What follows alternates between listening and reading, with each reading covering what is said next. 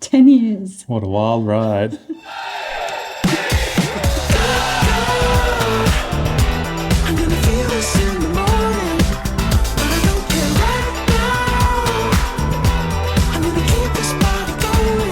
We started our business in 2012 and since then have grown and learned a ton. Made so many mistakes and celebrated plenty of wins. From photographing weddings in Norway to travelling to every state in Australia, getting to make a living doing what we love. We've expanded our team, decreased our team, rebranded 3 times, worked from home, worked from the library, worked from hotel rooms, and now leased our very first office. Hey.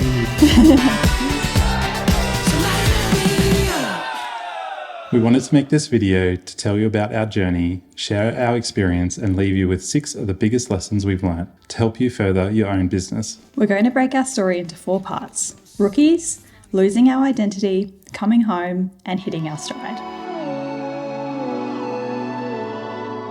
So we were both photographers when we met. I was studying photography and Trent was working as a photographer. And then probably when we got together, we'd been together for about a year. I was coming up to the end of my photography degree and wasn't really sure what to do. But one pathway looked like starting a photography business. And I'd heard that weddings were a good way to get started. So I convinced Trent to start a business with me. So in 2012, we photographed our first wedding and we only charged $1,200 and we delivered this on a CD, which goes to show you the era that we started in. It was also heavy into the DIY craft cardboard trend.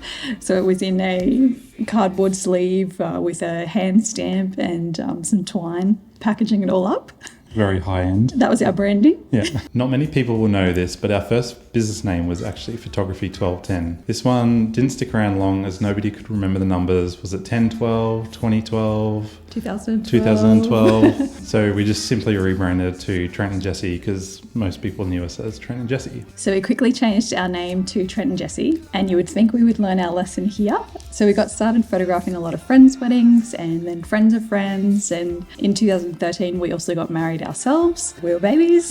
And before long, in mid-2014, we went full-time. We invested in a workshop after our first wedding.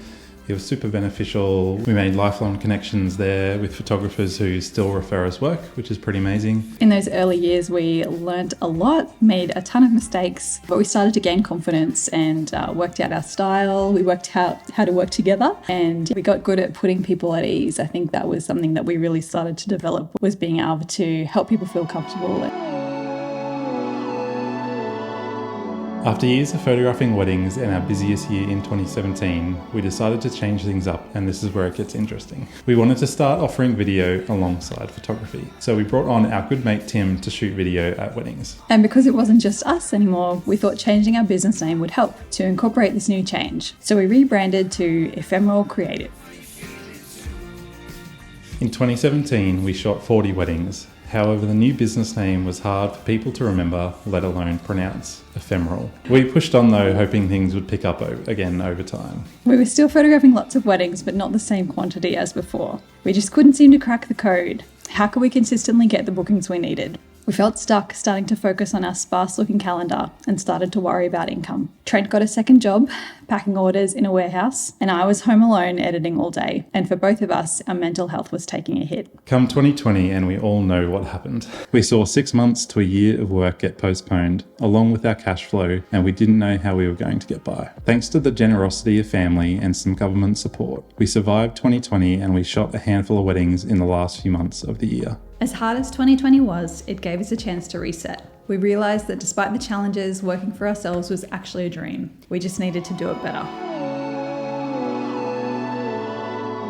So when Melbourne wedding photographer Jai Long brought out a wedding photography business course in late 2020, we were intrigued. We had admired Jai's business growth and actually did one of his workshops in 2018. So when the business map opened for its second intake, we took the plunge and committed to the 12-month course. Just a month or two in, we'd implemented quite a few things and still felt a bit stuck. So we reached out to Jai. Hey Jai, we're loving the business map so far. We've worked through a few of the modules and done all the things, but we're not really seeing the growth we'd hoped for. In the past, before we rebranded to Ephemeral Creative, it seemed easier to get inquiries and bookings. Do you have any marketing ideas for us? Hey Trent and Jessie, if you're getting bookings before and the only thing that's changed is your business name, then maybe it's the name. We had had people hint at our business name being the cause of our business slowing down, but none had said it as directly as Jai. Jai suggested getting our community involved, inviting them to be a part of the journey and asking what they thought. So with nothing to lose, we followed Jai's advice and asked our community whether we should change our name back to Trent and Jessie, and the response was overwhelming. Hey friends, as some of you may or may not be aware, our business name used to be called Trent and Jessie. A few years ago, after our team started to grow, we changed our business name to Ephemeral Creative. And since rebranding, we've noticed the impact on our business and the number of bookings. And after some hard conversations and a few tears, we've come to the conclusion that perhaps changing the business name wasn't the best decision for our business. We're so passionate about this business and we just love what we do, and we want to deliver the best service and experience, and we really want to connect with you guys. Feels a little scary at the moment just because it's like our baby and we're going through a few growing pains, so we'd love for you guys to let us know in the comments or jump up into stories and check out the poll and just let us know if we should change our name back.